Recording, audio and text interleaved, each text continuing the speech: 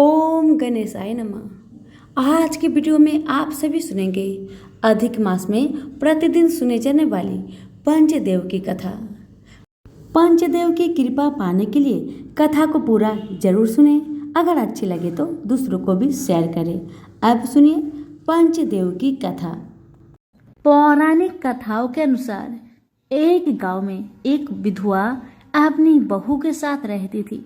उसकी बहू मंद बुद्धि वाली थी, जो अपनी भूख बर्दाश्त नहीं कर पाती थी और हमेशा खाने के लिए उतारू रहती थी। वह सबसे पहले उठकर खाना खाती थी, फिर घर के बाकी काम किया करती थी। एक दिन विधवा ने अपने घर में पूजा करवाने का सोचा, लेकिन वह थोड़ी परेशान थी क्योंकि उसकी बहू अगली सुबह उठते ही खाने के लिए दौड़ेगी और पूजा के लिए बनाए गए पकवान को जूठा कर देगी। अपनी बहू को पूजा के लिए बनाए गए पकवान से दूर रखने के लिए विधवा ने एक तरीका निकाला।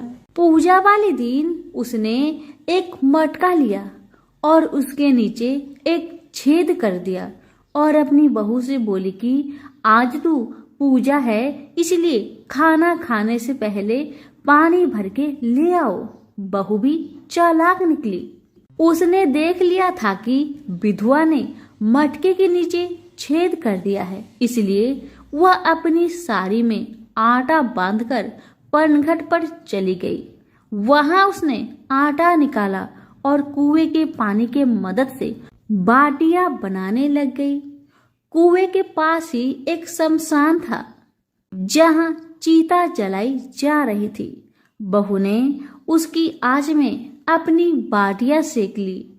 उसकी बाटियां सूखी थी तो वह पास में ही गणेश भगवान का एक मंदिर था। बहू वहां पर चली गई, जहां गणेश जी को किसी ने चोला चढ़ाया हुआ था। उसने देखा कि गणेश जी की तोंद पर घी लगा हुआ है। उसने उस घी को अपनी बाटी पर लगा लिया और उसका भोग गणेश जी को लगाकर वह बाटी खा ली और बहू घर वापस चली आई। बहू की इस हरकत पर गणेश जी को बहुत गुस्सा आया और उन्होंने गुस्से में अपने नाक पर उंगली चढ़ा लिया। जब गांव वाले ने देखा कि गणेश जी ने अपने नाक के ऊपर उंगली चढ़ा लिया है, तो उन्हें मनाने के लिए बहुत जद्दोजहद किया गया, लेकिन गणेश जी ने अपनी उंगली वापस नहीं उतारी। जब यह बात राजा को पता चली तो राजा ने बड़े बड़े पंडितों और ज्योतिषों को बुलवाया और हवन करवाया, लेकिन गणेश जी फिर भी नहीं माने। सब बहुत चिंतित थे। राजा ने पूरे गांव में यह ऐलान करवा दिया कि जो भी इंसान गणेश जी की नाक पर से उंगली हटाने में सफल होगा, उसे इनाम के तौर पर 5 गांव दिया जाएगा।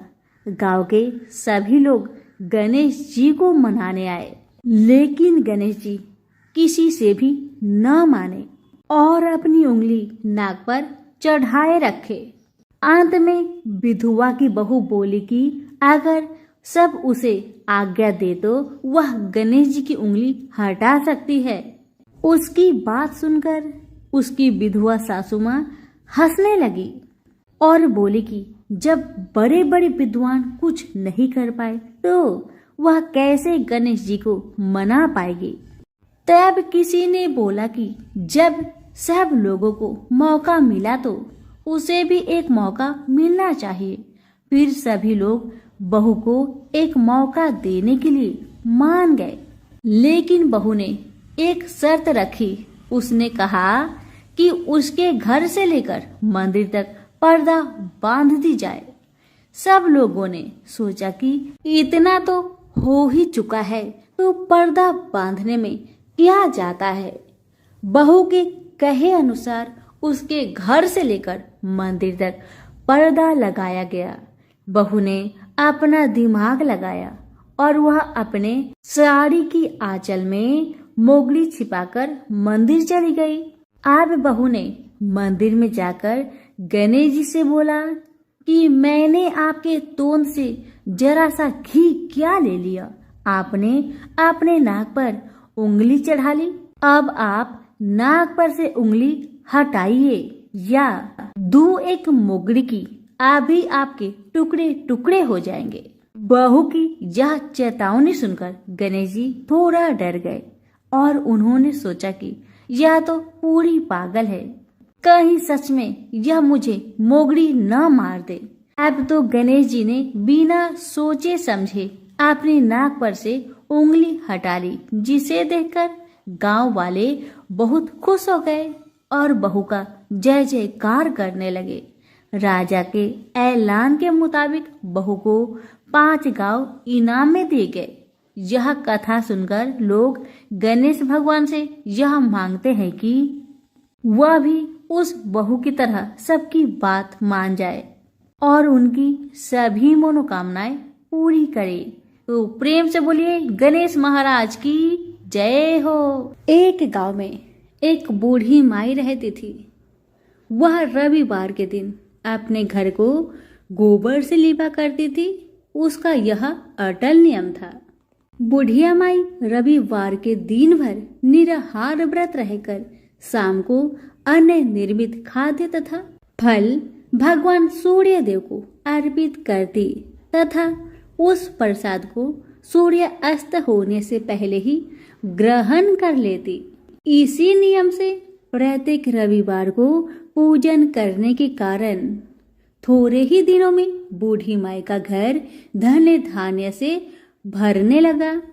उस बुढ़िया का आर्थिक दशा में प्रगति देखकर उसकी एक पड़ोसन उससे जलने लगी। उसकी पड़ोसीन अपने मन में सोचने लगी कि मेरी गाय की गोबर से लिपने पोतने के कारण ही बुढ़िया माई इतनी धनवान बन रही है। पड़ोसन के मन में आया कि अब बुढ़िया को अपने गाय का गोबर गलती से भी लेने नहीं दूंगी। इसी कारण से वह पड़ोसन अपनी गाय को घर के भीतर बांधना शुरू कर दी, जिस कारण से बूढ़ी माई को गोबर मिलना बंद हो गया। बेचारी बुढ़िया अब तो दूसरे रविवार के दिन अपना घर को गोबर से न लिप सकी, इसलिए बड़ी असुविधा हुई। अपने नियम में बाधा पड़ने के कारण वह बुढ़िया बहुत उदास हो गई। मानसिक चिंता के कारण बुढ़िया उस दिन भगवान सूर्य देव को कुछ भी अर्पित ना कर सकी और न तो स्वयं ही प्रसाद रूप में कुछ ग्रहण किया। शाम को वह भूखी प्यासी चिंतातुर अवस्था में सो गई। रात्रि में भगवान सूर्य नारायण ने उस बुढ़िया को सपने में दर्शन देकर दुख का कारण पूछा। तब बूढ़ी माई ने दुखी होकर कहा कि आज गोबर न मिलने के कारण मैं नियम अनुसार आपका पूजन न कर सकी। मेरा नियम भंग हो गया है। इसी एक बात से अत्यंत दुखी हूँ। बुढ़िया की बातों से दरियाद्र होकर सूर्य भगवान ने कहा, मैं तुम्हें एक गाय देता हूँ जिससे तुम्हारी इच्छा पूर्ण होगी। मैं तुम्हारे व्रत पालन की निष्ठा से अत्यंत प्रसन्न होकर तुम्हें वरदान देना चाहता हूँ, अर्थात अब से सदैव तुम्हारा घर धन पुत्र आदि से संपन्न रहेगा।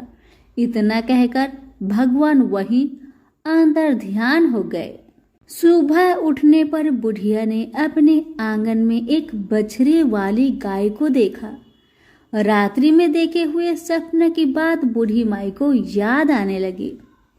बुढ़िया ने गाय को घर से बाहर बांधकर उसके चारे की व्यवस्था की। बूढ़ी माई के दरवाजे पर बंधी हुई गाय को देखकर उसी ईर्ष्यालु पड़ोसन के आश्चर्य का ठिकाना ना रहा। उसी समय पड़ोसन क्या देखती है कि बूढ़ी माई के आंगन में जो गाय बंधी हुई है वह तभी गोबर करती है और वह गोबर सोने की होती है। इसे देखकर पड़ोसन की आंखें फटी की फटी रह गई। अब तो बूढ़ी माई के पड़ोसन ने उस सोने की गोबर के स्थान पर अपनी गाय का स्वाभाविक गोबर रखकर उसे उठा लिया, परंतु बूढ़ी माई को पड़ोसन की इस कपट चरण का भेद न जान सकी। बूढ़ी माई के इस अज्ञानता पर भगवान सूर्य देव ने विचार किया, मेरी गाय से इस बुढ़िया का उपकार नहीं हो रहा है। इसलिए भगवान ने अपनी माया से एक भयंकर तूफान उत्पन्न कर दिया, जिसके फलस्वरूप बड़े बड़े विशाल वृक्ष भी टूटकर भूमि पर गिरने लगे। इस विनाशकारी दृश्य को देखकर बूढ़ी माई ने अपने गाय को घर के भीतर बांध दिया। प्रातःकाल उस गाय से बूढ़ी माई को सोने की गोबर प्राप्त हुई। इसे देखकर बूढ़ी माई बहुत प्रसन्न हुई और वह उसकी सुरक्षा के लिए नित्य ही गाय को भीतर बांधती। बुढ़िया के सावधानी से अब उसकी पड़ोसन का कोई वश नहीं चलता था। एक दिन पड़ोसन ने बुढ़िया की गाय छीन लेने के उद्देश्य से एक चाल चली। उसने राजा के पास उपस्थित होकर राजा से निवेदन किया कि महाराज, मेरी पड़ोसिन बुढ़िया के पास एक अद्भुत गाय है जो सोने की गोबर देती है, अतः वह गाय यदि महाराज आपके पास रहे तो उससे जनता का लाभ हो सकता है। राजा ने उसके प्रलोभन में आकर अपने सिपाहियों को आदेश दिया कि तुम लोग जाकर उस गाय को यहाँ ले आओ। सिपाहियों ने तुरंत आज्ञा का पालन किया। अब वह गाय का गोबर उठाकर न ले जाने पावे। आदेश देकर राजा महल में चले गए।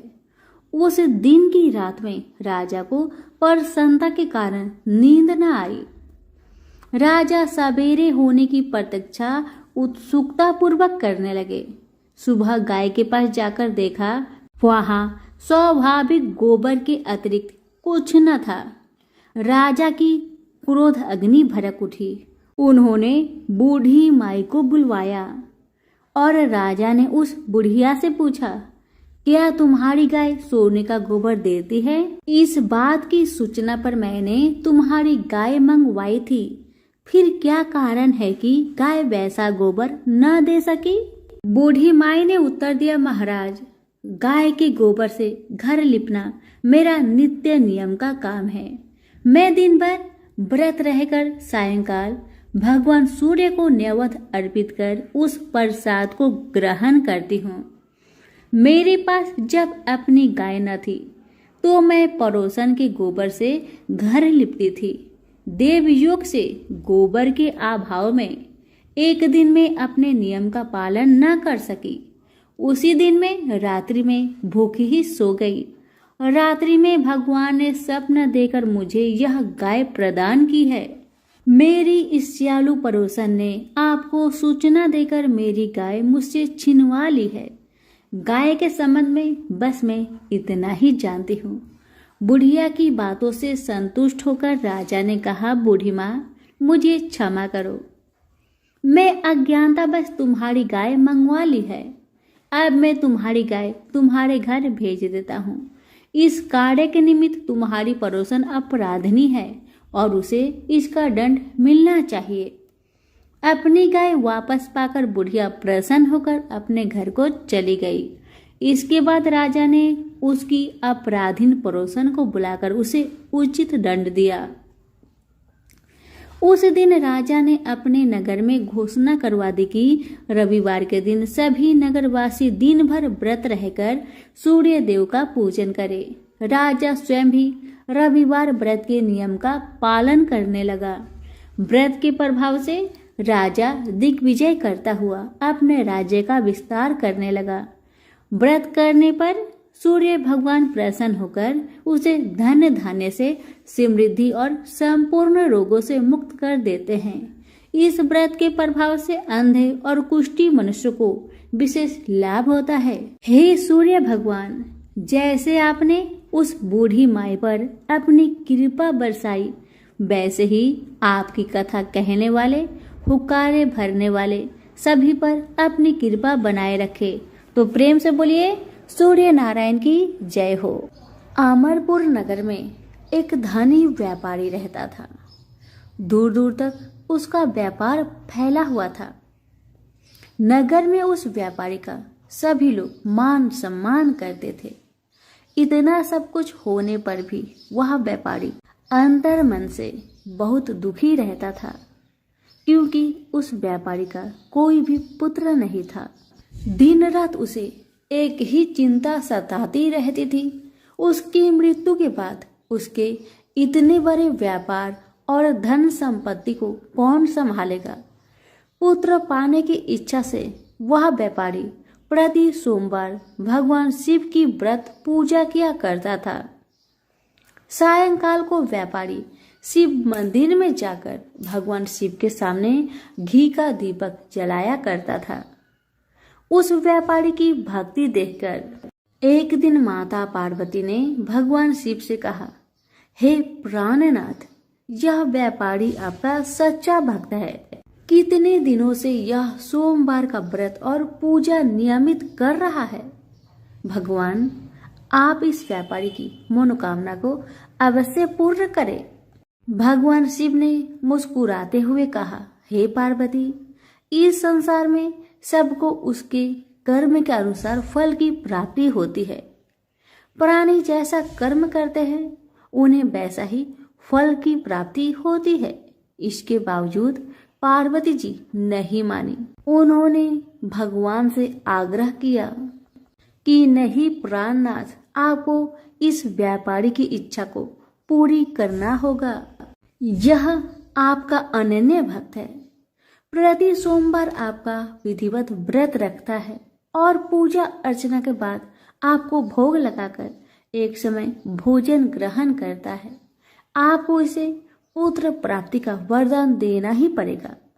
पार्वती का इतना आग्रह देखकर भगवान शिव ने कहा, ठीक है पार्वती जी, आपके आग्रह पर मैं इस व्यापारी को पुत्र प्राप्ति का वरदान देता हूँ, लेकिन इसका पुत्र 16 वर्ष से अधिक जीवित नहीं रहेगा। उसी रात भगवान शिव ने सपने में उस व्यापारी को दर्शन दिए और उसे पुत्र प्राप्ति का वरदान भी दिया और उसके पुत्र के 16 वर्ष तक जीवित रहने की बात भी बताई। भगवान के वरदान से व्यापारी को खुशी तो हुई, लेकिन पुत्र की अल्प आयु की चिंता ने उस खुशी को नष्ट कर दिया। व्यापारी पहले की तरह सोमवार का विधिवत व्रत करता रहा।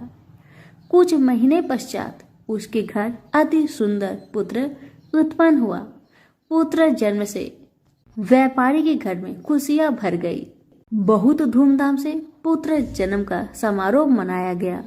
व्यापारी को पुत्र जन्म की अधिक खुशी नहीं हुई, क्योंकि उसे पुत्र की अल्प आयु के रहस्य के बारे में पता था। यह रहस्य घर में किसी को मालूम नहीं था। विद्वान ब्राह्मणों ने उस पुत्र का नाम अमर रखा। जब अमर 12 वर्ष का हुआ तो शिक्षा के लिए उसे बनारसी भेजने का निश्चय हुआ। व्यापारी ने अमर के मामा दीपचंद को बुलवाया और कहा कि अमर को शिक्षा प्राप्त करने के लिए बनारसी छोड़ आओ। अमर अपने मामा के साथ शिक्षा प्राप्त करने के लिए चल दिया। रास्ते में जहां भी अमर और प्रेमचंद रात्रि विश्राम करने के लिए ठहरते, वहीं यज्ञ करते और ब्राह्मणों को भोजन कराते थे। लंबी यात्रा के बाद अमर और दीपचंद एक नगर में पहुंचे। उस नगर के राजा की कन्या के विवाह की खुशी में पूरे नगर को सजाया गया था। निश्चित समय पर बारात आ गई, लेकिन वर का पिता अपने बेटे के एक आंख से काने होने के कारण बहुत चिंतित था। उसे इस बात का भय सता रहा था कि राजा को इस बात का पता चलने पर कहीं वह विवाह से इनकार न कर दे, इससे उसकी बहुत बदनामी होगी। वर के पिता ने अमर को देखा तो उसके दिमाग में एक विचार आया। उसने सोचा, क्यों ना इस लड़के को दुल्हा बना दिया जाए और राजकुमारी से विवाह करा दिया जाए। विवाह के बाद इसको धन देकर विदा कर देंगे और राजकुमारी को अपने नगर में ले जाएंगे। वर के पिता ने इस संबंध में अमर और दीपचंद से बात की। दीपचंद ने धन मिलने के लालच में वर के पिता की बात स्वीकार कर ली। अमर को दुल्हा के वस्त्र पहनाकर राजकुमारी चंद्रिका से विवाह करा दिया गया। राजा ने बहुत सा धन देकर राजकुमारी को विदा किया। अमर जब लौट रहा था तो सच छिपा नहीं सका और उसने राजकुमारी की ओढ़नी पर लिख दिया, राजकुमारी चंद्रिका, तुम्हारा विवाह तो मेरे साथ हुआ था। मैं तो बनारसी में शिक्षा प्राप्त करने जा रहा हूँ। अब तुम्हें जिस नव युवक की पत्नी बनना पड़ेगा वह कान्हा है। जब राजकुमारी ने अपनी ओढ़नी पर लिखा हुआ पढ़ा तो उसने काने लड़के के साथ जाने से इनकार कर दिया। राजा ने सब बातें जानकर राजकुमारी को महल में रख लिया। उधर अमर अपने मामा दीपचंद के साथ बनारसी पहुंच गया। अमर ने गुरुकुल में पढ़ना शुरू कर दिया। जब अमर की आयु 16 वर्ष पूरी हुई तो उसने एक यज्ञ किया। यज्ञ की समाप्ति पर ब्राह्मणों को भोजन करवाया और खूब अन्न वस्त्र दान किए। रात को अमर अपने शयन कक्ष में सो गया। शिव के वरदान के अनुसार शयन अवस्था में ही अमर के प्राण बेखरू उड़ गए। सूर्योदय पर मामा अमर को मृत देखकर रोने पिटने लगा। आसपास के लोग भी एकत्र होकर दुख प्रकट करने लगे। मामा के रोने के विलाप करने के स्वर समीप से गुजरते हुए भगवान शिव और माता पार्वती ने भी सुनी। पार्वती जी ने भगवान से कहा, हे प्राणनाथ, मुझसे इनके रोने का स्वर सहन नहीं हो रहा। आप कृपा करके इनकी कष्ट को अवश्य दूर करें। भगवान शिव ने पार्वती जी के साथ अदृश्य रूप में समीप जाकर अमर को देखा तो पार्वती जी से बोले, पार्वती, यह तो उसी व्यापारी का पुत्र है जिसे मैंने 16 वर्ष की आयु का वरदान दिया था। इसकी आयु तो पूरी हो गई है। पार्वती जी ने फिर भगवान शिव से निवेदन किया, हे प्राणनाथ, आप इस लड़के को जीवित करें, नहीं तो इसके माता पिता पुत्र की मृत्यु के कारण रो रो कर अपने प्राणों का त्याग कर देंगे। इस लड़के का पिता तो आपका परम भक्त है। वर्षों से सोमवार का व्रत करते हुए आपको भोग लगा रहा है। पार्वती के आग्रह करने पर भगवान शिव ने उस लड़के को जीवित होने का वरदान दिया और कुछ ही पल में वह जीवित होकर उठ बैठा। शिक्षा समाप्त करके अमर मामा के साथ अपने नगर की ओर चल दिया। दोनों चलते हुए उसी नगर में पहुंचे जहां अमर का विवाह हुआ था। उस नगर में भी अमर ने यज्ञ का आयोजन किया। समीप से गुजरते हुए नगर के राजा ने यज्ञ का आयोजन देखा। राजा ने अमर को तुरंत पहचान लिया। यज्ञ समाप्त होने पर राजा अमर और उसके मामा को महल में ले गया और कुछ दिन उन्हें महल में रखकर बहुत सा धन वस्त्र देकर राजकुमारी के साथ विदा किया। रास्ते में सुरक्षा के लिए राजा ने बहुत से सैनिकों को भी साथ भेज दिया। दीपचंद ने नगर में पहुंचते ही एक दूत को घर भेजकर अपने आगमन का सूचना भेजी। अपने बेटे अमर के जीवित वापस लौटने की सूचना से व्यापारी बहुत प्रसन्न हुआ। व्यापारी ने अपनी पत्नी के साथ स्वयं को एक कमरे में बंद कर रखा था। भूखे प्यासे रहकर व्यापारी और उसकी पत्नी बेटे की प्रतीक्षा कर रहे थे। उन्होंने प्रतिज्ञा कर रखी थी कि यदि उन्हें बेटे की मृत्यु का समाचार मिला तो दोनों अपने प्राण त्याग देंगे। व्यापारी अपनी पत्नी और मित्रों के साथ नगर के द्वार पर पहुंचा। अपने बेटे के विवाह का समाचार सुनकर पुत्रवधू राजकुमारी चंद्रिका को देखकर उसकी खुशी का ठिकाना नहीं रहा। उसी रात भगवान शिव ने व्यापारी के सपने में आकर कहा कि हे श्रेष्ठी, मैंने तेरे सोमवार के व्रत करने और व्रत कथा सुनने से प्रसन्न होकर तेरे पुत्र को लंबी आयु प्रदान की है। व्यापारी बहुत प्रसन्न हुआ। सोमवार का व्रत करने से व्यापारी के घर में खुशियां लौट आई। शास्त्रों में लिखा है कि जो स्त्री पुरुष सोमवार का विधिवत व्रत करते हैं और व्रत कथा सुनते हैं, उनकी सभी इच्छाएं पूरी होती है। तो प्रेम से बोले उमापति शंकर की जय हो। एक बार भगवान विष्णु जी शेष नाग पर बैठे बैठे बोर हो गए और उन्होंने धरती पर घूमने का विचार किया। वैसे भी कई साल बीत गए थे। धरती पर आए और वह अपनी यात्रा की तैयारी में लग गए।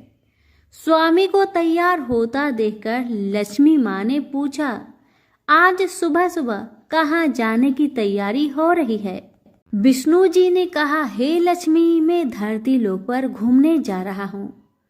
तो कुछ सोचकर माता ने कहा, हे देव, क्या मैं भी आपके साथ चल सकती हूँ? भगवान विष्णु ने 2 पल सोचा और फिर कहा, एक शर्त है, पर तुम मेरे साथ चल सकती हो। तुम धरती पर पहुंचकर उत्तर दिशा की ओर बिल्कुल मत देखना। इसके साथ ही माता लक्ष्मी ने हाँ कहकर भगवान के साथ चल पड़ी। सुबह सुबह माँ लक्ष्मी और भगवान विष्णु धरती पर पहुंच गए। अभी सूर्य देवता निकल रहे थे। रात बरसात होकर हटी थी। चारों ओर हरियाली ही हरियाली थी। उस समय चारों ओर बहुत शांति थी और धरती बहुत ही सुंदर दिख रही थी। और माँ लक्ष्मी मंत्र मुक्त होकर धरती को देख रही थी और भूल गई कि पति को क्या वचन देकर आई है, और चारों ओर देखती हुई कब उत्तर दिशा की ओर देखने लगी, पता ही नहीं चला। उत्तर दिशा में माँ लक्ष्मी को एक बहुत ही सुंदर बगीचा नजर आया और उस तरफ से भीनी भीनी खुशबू आ रही थी और बहुत ही सुंदर सुंदर फूल खिले थे। यह एक फूलों का खेत था और माँ लक्ष्मी बिना सोचे उस खेत में गई और एक सुंदर सा फूल तोड़ लाई। लेकिन यह क्या, जब माँ लक्ष्मी भगवान विष्णु के पास वापिस आई तो भगवान विष्णु की आंखों में आंसू थे और भगवान विष्णु ने माँ लक्ष्मी को कहा कि कभी भी किसी से बिना पूछे उसका कुछ भी नहीं लेना चाहिए, और साथ ही अपना वचन भी याद दिलाया। माँ लक्ष्मी को अपनी भूल का पता चला तो उन्होंने भगवान से इस भूल की माफी मांगी। तो भगवान विष्णु ने कहा कि जो तुमने भूल की है उसकी सजा तो तुम्हें जरूर मिलेगी। जिस माली के खेत से तुम बिना पूछे फूल तोड़ा है वह एक प्रकार की चोरी है। इसलिए अब 3 साल तक माली के घर नौकर बनकर रहो। उसके बाद मैं तुम्हें बैकुंठ वापस बुलाऊंगा। माँ लक्ष्मी ने चुपचाप सर झुकाकर हाँ कह दी और फिर माँ लक्ष्मी एक गरीब औरत का रूप धारण करके उस खेत के मालिक के घर गई। घर क्या, एक झोपड़ा था और मालिक का नाम माधव था। माधव की बीवी, 2 बेटे और 3 बेटियां थी। सभी उस छोटे से खेत में काम करके किसी तरह से गुजारा करते थे। माँ लक्ष्मी जब एक साधारण और गरीब औरत बनकर जब माधव के झोपड़े पर गई तो माधव ने पूछा, बहन तुम कौन हो और इस समय तुम्हें क्या चाहिए? तब माँ लक्ष्मी ने कहा, मैं एक गरीब औरत हूँ। मेरी देखभाल करने वाला कोई नहीं। मैंने कई दिनों से खाना भी नहीं खाया। मुझे कोई भी काम दे दो, साथ में मैं तुम्हारे घर का काम भी कर दिया करूँगी। बस मुझे अपने घर में एक कोने में आसरा दे दो। माधव बहुत ही अच्छे दिल का मालिक था। उसे दया आ गई, लेकिन उसने कहा, बहन मैं तो बहुत गरीब हूँ। मेरी कमाई से मेरे घर का खर्च मुश्किल से चलता है, लेकिन अगर मेरी 3 की जगह 4 बेटियां होती तो तभी मुझे गुजारा करना ही था। अगर तुम मेरी बेटी बनकर जैसा रूखा सूखा हम खाते हैं उसमें खुश रह सकती हो तो बेटी बनकर अंदर आ जाओ। माधव ने माँ लक्ष्मी को अपने झोपड़े में शरण दे दी और माँ लक्ष्मी 3 साल तक उस माधव के घर पर नौकर बनकर रही। जिस दिन माँ लक्ष्मी माधव के घर आई थी, उससे दूसरे दिन ही माधव को इतनी आमदनी हुई, फूलों की कमाई से ही शाम को एक गाय खरीद ली। धीरे धीरे माधव ने काफी जमीन खरीद ली और सब ने अच्छे अच्छे कपड़े भी बनवा लिए और फिर एक बड़ा पक्का का घर भी बना लिया। बेटियों और बीबी ने गहने भी बनवा लिए और अब मकान भी बहुत बड़ा बनवा लिया था। माधव हमेशा सोचता था कि मुझे ये सब इस महिला के आने के बाद ही मिल रहा है। इस बेटी के रूप में मेरी किस्मत आ गई है। माँ लक्ष्मी को आते हुए 2 से 5 साल बीत गए थे, लेकिन माँ लक्ष्मी अब भी घर में और खेतों में काम करती थी। एक दिन माधव जब अपने खेतों से काम खत्म करके घर आया तो उसने अपने घर के सामने द्वार पर एक देवी स्वरूप गहनों से लदी एक औरत को देखा। ध्यान से देखकर पहचान गया, अरे यह तो मेरी मुंह बोली चौथी बेटी यानी वही औरत है। और पहचान गया कि यह तो माँ लक्ष्मी है। अब तक माधव का पूरा परिवार बाहर आ गया था और सब हैरान होकर माँ लक्ष्मी को देख रहे थे। माधव बोला, माँ हमें माफ कर, हमने तेरे से अनजाने में ही घर और खेत में काम करवाया है। माँ यह कैसा अपराध हो गया। हे माँ हम सबको माफ कर दे। अब माँ लक्ष्मी मुस्कुराई और बोली, माधव तुम बहुत ही अच्छे और दयालु व्यक्ति हो। तुमने मुझे अपनी बेटी की तरह रखा।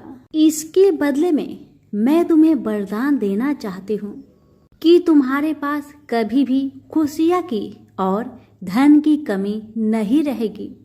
तुम्हें सारे सुख मिलेंगे जिसके तुम हकदार हो।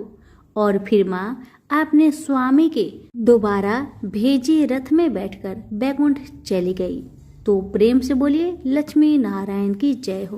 पौराणिक कथाओं के अनुसार एक समय की बात है, रंभा और क्रंभा नाम के 2 भाई हुआ करते थे, जिन्होंने शक्तियों को प्राप्त करने के लिए घोर तपस्या की थी। उनकी तपस्या देखकर इंद्र को अपने राजपाट छीनने का खतरा महसूस हुआ और फिर इंद्र ने कुछ देवताओं के साथ मिलकर एक भाई को मार डाला जिसका नाम क्रंभा था। रंभा को जब अपने भाई क्रंभा के मरने की खबर मिली तो वह बहुत क्रोधित हुआ। इससे रंभा में बदले की आग लग गई, इसलिए वह अपनी तपस्या में और कठोर हो गया। अपनी उपासना से कई देवताओं को खुश किया और उन्होंने उसे वरदान भी दिया कि वह बहुत शक्तिशाली हो और वह किसी से पराजित नहीं हो सकता, न तो देवताओं से और न ही राक्षसों से। एक बार रंभा ने एक मादा भैंस को देखा और रंभा ने उसके साथ संभोग किया। इसी बीच एक नर भैंस आया और रंभा की हत्या कर दी। दुखद की बात यह थी कि रंभा ने किसी जानवर से सुरक्षित होने का वरदान नहीं लिया था। इस घटना ने मादा भैंस गर्भवती होगी और उसने आग में कूदकर आत्महत्या कर ली। जिस क्षण वह आग में कूदी उसी समय आग से आधा भैंस और आधा मानव बाहर आ गया, जिसका नाम महिषासुर पड़ा। महिषासुर ने देवताओं और दैत्य को पराजित किया। उसने देवलोक पर हमला कर उस पर कब्जा कर लिया और सभी देवताओं को बाहर निकाल दिया। सभी देवता ब्रह्मा जी के पास गए। ब्रह्मा जी ने उन सबको विष्णु जी और शिव जी से मिलवाया। देवताओं ने विनाशकारी महिषासुर द्वारा उनके ऊपर किया गया अत्याचार बताया, जिसे सुनकर त्रिमूर्ति को बहुत क्रोध आया। इसके बाद त्रिमूर्ति की आंखों से ऊर्जा प्रकट हुई जो एक नारी का रूप बनी। सभी देवता उस शक्ति को देखकर प्रसन्न हुए और सभी ने उस शक्ति को माँ कहकर माना। इस तरह माँ दुर्गा की उत्पत्ति हुई। भगवान शंकर जी ने देवी को त्रिशूल भेंट किया। भगवान विष्णु ने अपना चक्र निकालकर देवी को दिया। वरुण ने देवी को शंख भेंट किया। अग्नि ने इसे शक्ति दी। वायु ने उसे धनुष और बाण दिए। देवराज इंद्र ने अपना वज्र दिया और ऐरावत हाथी ने अपना घंटा उतारकर देवी को भेंट किया। यमराज ने उसे काल दंड में एक दंड दिया। वरुण ने उसे पास दिया। प्रजापति ने अष्टाभिक की माला दी और ब्रह्मा जी ने उसे कमंडल दिए। सूर्य ने देवी के समस्त रोमों में अपनी किरणों का तेज भर दिए।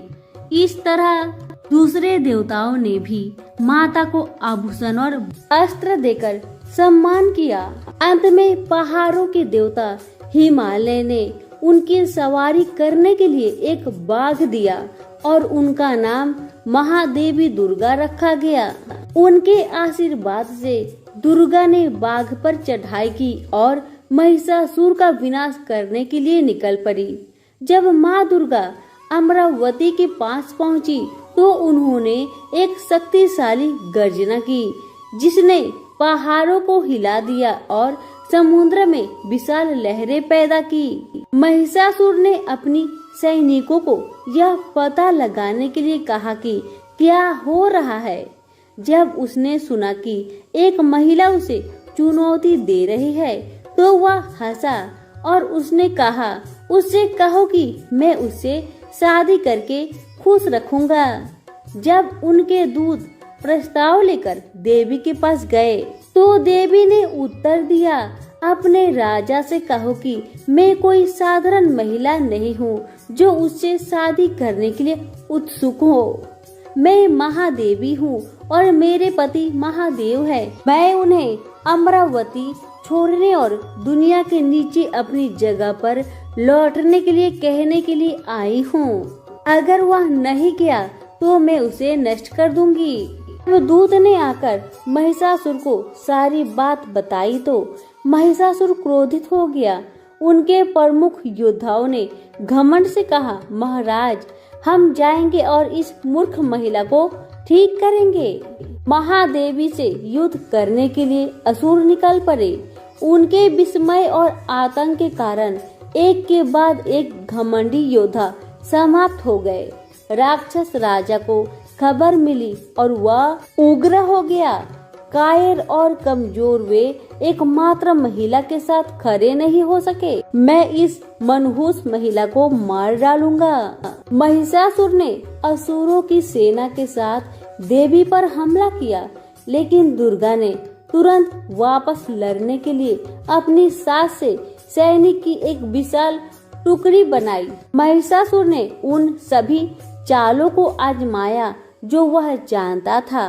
वह देवी को भ्रमित करने के लिए आकार बदलता रहा। एक आदमी से वह एक शेर बन गया, फिर एक हाथी, लेकिन हर बार महादेवी ने उसे अपने हथियारों से गंभीर रूप से घायल कर दिया।